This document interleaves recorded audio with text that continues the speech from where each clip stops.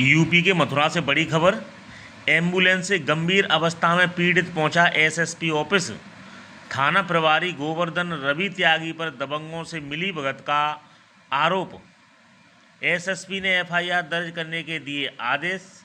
वहीं आपको बता दें, तस्वीर मथुरा एसएसपी ऑफिस की है। मथुरा के गोवर्धन थाने में सुनवाई न होने के कारण पीड़ित गंभीर अवस्था में एम्बुलेंस से एसएसपी ऑफिस पहुंचा। पीड़ित अनूप थाना गोवर्धन इलाके के पलसो गांव का रहने वाला है। पीड़ित के परिजनों का आरोप है कि 19 अक्टूबर को पलसो गांव में रामलीला का समापन था। इसी दौरान गांव के जयदेव, दुर्गा प्रसाद, योगेश, अमित और मुकेश शराब पीकर उत्पात मचाने लगे। जब अनूप ने विरोध किया तो दबंगों ने लाठी, डंडे और फर्श से उस पर हमला कर दिया। लहूलुहान अवस्था में दबंग छोड़कर मौके से फरार हो गए। पीड़ित मामले की शिकायत करने के लिए थाना गोवर्धन पहुंचा तो थाना प्रभारी रवि त्यागी ने एफआईआर दर्ज नहीं की और उसे थाने से भगा दिया। 4 दिन से लगातार पीड़ित है। एफआईआर दर्ज कराने के लिए अधिकारियों के दफ्तरों के चक्कर काट रहा है। पीड़ित पक्ष का कहना है कि दबंग उस पर फर्जी मुकदमे दर्ज कराना चाहते हैं और पूर्व में भी कई फर्जी मुकदमे दर्ज कराए हैं। दबंग राजनीतिक पहुंच वाले हैं, इस वजह से पीड़ित की सुनवाई नहीं हो पा रही है। वहीं आपको बता दें, एसएसपी सुरलोक कुमार ने बताया कि जो व्यक्ति एसएसपी ऑफिस आया था उस पर और उसके परिवार पर कई मुकदमे दर्ज हैं। जो घटना हुई है उसकी एफआईआर दर्ज कराने के लिए थाना प्रभारी को निर्देशित किया गया है। पूरे मामले की जांच की जा रही है। Byte SSP Mathura Surlok Kumar, byte पीड़ित का चाचा नटवर शर्मा। मथुरा से डॉक्टर केशव आचार्य गोस्वामी की खास रिपोर्ट।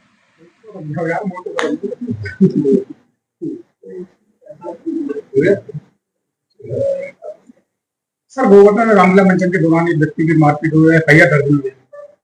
एक व्यक्ति अभी आज यहाँ जन सुनवाई में आए थे, जिनके द्वारा ये बताया गया कि उनके साथ मारपीट हुई थी। थाने में जानकारी करने पर पता चला है कि व्यक्ति और उसके परिवार में कई हिस्ट्री शीटर्स हैं और उनके कुछ और मुकदमे भी हैं। फिर भी इस पूरे प्रकरण में थाने को विधिक कार्रवाई करने के लिए निर्देशन कर दिया गया। अगर कोई झगड़ा मारपीट हुई है तो उस संबंध में मुकदमा पंजीकृत किया जाएगा।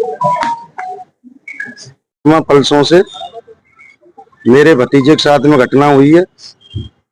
रामलीला में मेरा भतीजा स्वागत करने के लिए मंच पे चढ़ रहा था। वो दारू पी के 5-6 लोग, जयदेव उनमें मतलब ये पूर्व प्रधान है, और उनने मेरे भतीजे पे हमला किया।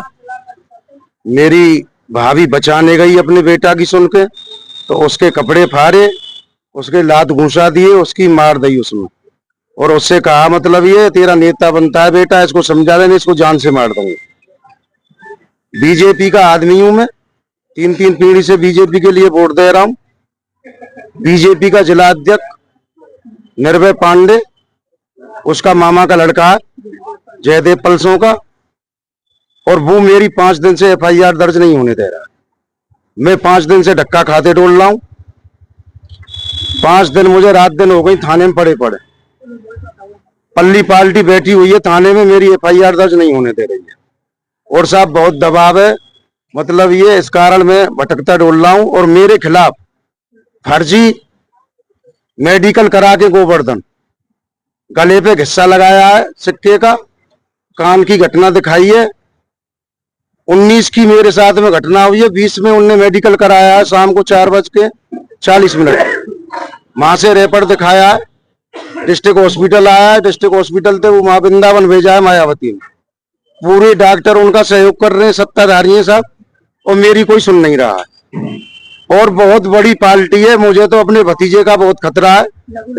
लहूलुहान है, बचेगा या नहीं बचेगा। मेरी कहीं मदद नहीं हो रही है, मेरी मदद कराओ साहब। और हर साल मुझ पे 2 मुकदमा फर्जी लगवाए जाते हैं। 2015 से मैं पीड़ित चल रहा हूँ। हर साल 2 मुकदमा मुझ पे, मेरे बच्चों पे, सब पे लगवा दिए।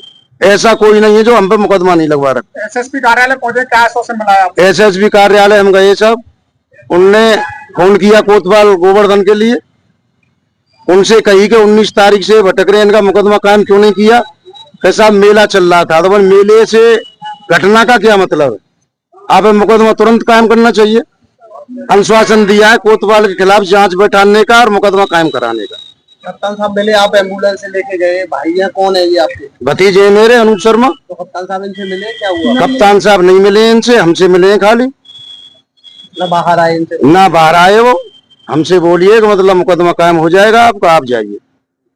ये बात हुई है साहब, हमारी मदद करिए, हम बहुत परेशान।